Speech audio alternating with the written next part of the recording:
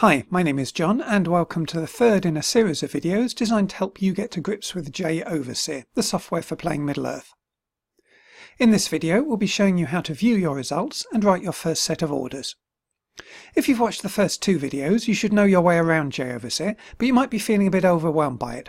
And that's okay, because everything you need in order to view your results and write your first few sets of orders can be found in the following few panes.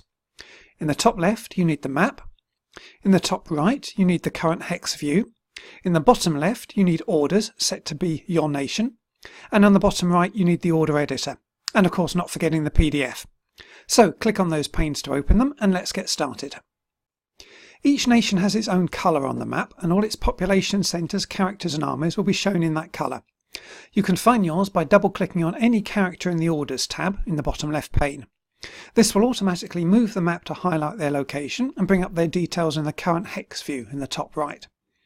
They're probably at one of your population centres so you can clearly see your colour, but even if not they'll be marked on the map by a little square on the top left of the hex, and that square will be your nation's colour. So you can now find all your population centres, characters and armies. Population centres you can't really miss, they're fairly obvious on the map. Your armies will be shown by a square icon at the bottom of a hex, and as mentioned your characters will be marked by a small square at the top left of a hex. A full map legend can be found under Help, Map Help. You can also click on nearby population centres to see who owns them. A grey colour indicates an unknown nation or unknown ruins. If you haven't found all your assets yet, then open up either the Orders, Armies or PCs tab in the bottom left hand pane and double click anything you want to find to be taken to it on the map. Though always remember to narrow down your list by selecting your nation from the tab's top drop-down menu first. The map shows all the information it can about the world, and if it hasn't got any up-to-date information, it guesses as best it can. The way it does this is a little complicated, but for now some good rules of thumb are as follows.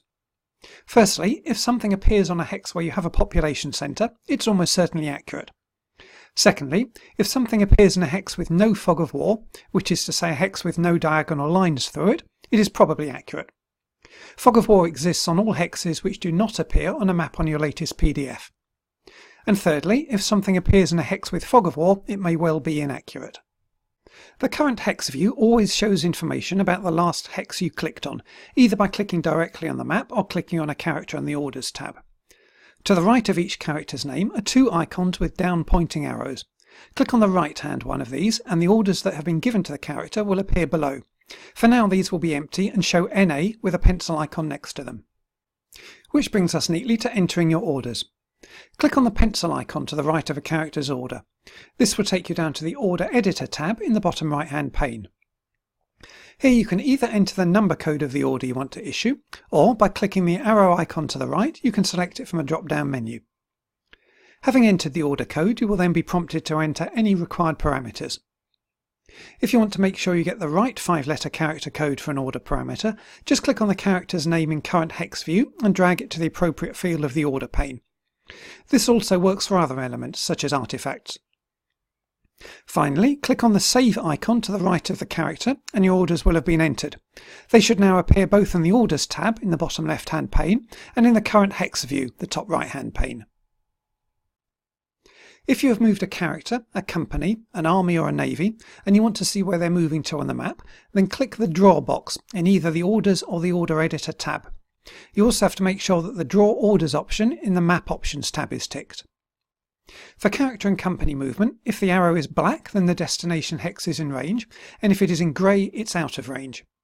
For army movement, if the arrow is in red the destination hex is in range, and if some of the arrow turns pink that portion of the movement is out of range. Note that JOverseer only takes into account food in your army's baggage train when deciding whether or not it is fed. So if it doesn't have enough food in its baggage, but it is at a population centre which can feed it, just toggle the army to fed by clicking on the bent downwards arrow to the right of the army in the current hex view. You can also toggle whether an army is cavalry only here. Now you need to repeat this process for all your characters. You can check which ones still need orders in the Orders tab, and if you double click on any of these you will be taken to the hex where they are located. When you have written orders for all your characters, then it's time to check them for errors. From the top menu, choose Game, Check Orders, then pick your nation. This will take you into the order checker. You'll be asked questions about your position. On the whole, the order checker will have already selected the correct answers, so click OK, and then you'll be given a list of your orders, together with whether there are likely to be any problems with them. If there are any problems, these will be highlighted in red, so make a note of them, hit OK, fix the orders, and then repeat the process until you have no errors. Note that while Order Checker is a good guide to whether or not your orders are valid, Middle-earth Games takes no responsibility for any errors that do creep through. If you're playing with a team, they might well ask you to send a copy of your orders to them in order to check them over. To do this, choose Game, Send Orders, then hit Copy to Clipboard. This will save a readable version of your orders to your computer's clipboard, which you can then paste into a file or email. They might also ask you for the order file itself. If so, again in Game, Send Orders, click Save As to save the order file. Then you can send it to your team as an email attachment. Finally, it's time to send your orders into Middle-earth Games. To do this, choose Game, Send Orders from the top menu, and your orders will appear. Click Submit and you will be prompted to save your results. Choose a place to save them. We recommend the folder for that particular turn so that each set of orders is kept with the appropriate results. You'll be prompted to enter an email address for confirmation that we've received your orders. Enter your email and hit OK. Then wait a few seconds. You should eventually see a message confirming that your orders have been sent. Once you've seen that, click OK again, save your game when prompted, and that's it, you've submitted your orders. But please do bear in mind that this just means your orders have been sent to Middle-earth Games. If you do not receive a confirmation of receipt by email in the following few hours, then we may not have received them, in which case either get in touch or resend your orders.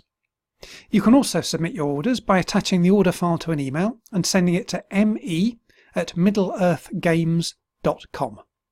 So, if you've watched all the videos up to this point, you now know how to install JOverseer, navigate around it, view your results, and write and submit your orders. And armed with this knowledge, you should be able to play our games. But there's much more to see in JOverseer, and so in the next few videos we'll be exploring some of its more advanced features.